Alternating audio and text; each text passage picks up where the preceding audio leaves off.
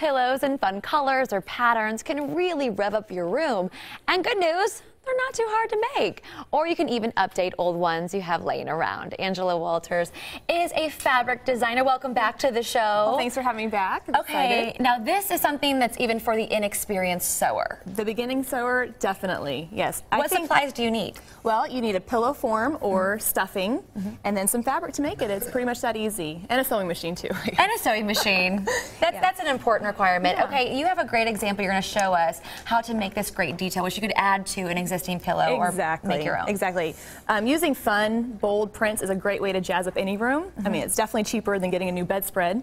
Or new furniture, so it's a great way that you can change it out and then easily make something else whenever your whims change. So yeah, I'm going to show you how to make this fun little flower detail on the pillow.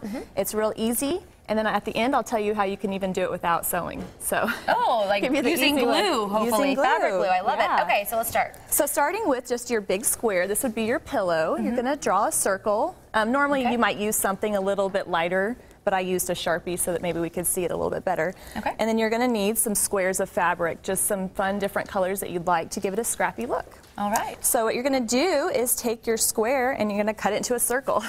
Easy enough. Easy enough. And then my circles are never really a circle. Well, so how do you do it? That's not really a circle. It works. It's like an oval. It's close enough. Okay. It doesn't have to be perfect. That's the good thing about this design. Because you're actually going to fold it in half and then in half again to give yourself this kind of petal shape. Cute. Yeah. So once you have a stack of those together, then you're just going to layer them around that circle and you're going to actually sew them down. So as you're sewing them, you're going to overlap them a little bit and sew them around in a circle. And I actually have an example right here of what that would look like. So this would be kind of your first row of your flower. And so in this instance, I've used just the blue color. So do you worry about the edges, like fraying? No, or? I kind of like the frayed look. So I'm fine with that. Of course, I like something fun and easy and fast. I'm not about, taking too long. And where do people find your fabrics? It's for sale on different shops, quilt stores, independent quilt stores, or online as well too, and there'll be a link on the website where you can find that. Oh, so fantastic. Yeah, so this is actually. So what's the next step? Okay, so the next step, you just have to add your next layer, and so once you're finished with your first one, you're just going to add the next one like that, filling in all the way around, sewing as you go. Perfect. And that is an example of it right there. Okay. And so as you can see, I have it all nice and filled in. If you made your circle bigger and you wanted a bigger flower, then you could add more. But I'm kind of happy with where that's at, so I think that's pretty good. Now over here on this detail, you can see that the middle section, I just added a piece of fabric to cover up that center, but you could use a fun button or even a piece of felt, really whatever you wanted to finish off that look.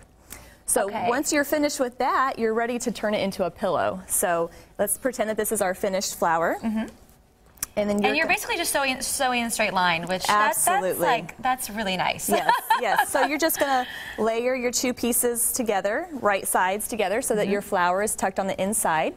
And you're going to sew all the way around the square, leaving yourself a little hole to turn it inside out. And then you're going to stuff it with foam, with the fluff stuff that we've got. Some fluff? Just as an example, yeah. Some good fluff. I stole that from Peter Cottontail's tale. He's like, sure, you can borrow it. So you're just going to fill it in and then hand sew that little opening closed. But if you're not into sewing, you could always try gluing it down to an existing pillow as well. That's fantastic. Yeah. It's really easy, and I love the detail on the back side of this. I have to show that. That's so cute too. Just doing it in a straight line instead of a circle just gives it that kind of different look. I like to say that looks kind of like bedhead because it's just going everywhere. So you lay on the pillow, you get bedhead laying on the pillow. There you go. Bedhead detail. I love it. And what if viewers that you need help, they can go to your website for a tutorial. There will be a tutorial on my website, quiltingismytherapy.com. It will show step-by-step pictures in case we went a little fast for them. Okay, we'll have a link. Thank you so much for stopping by. We appreciate it.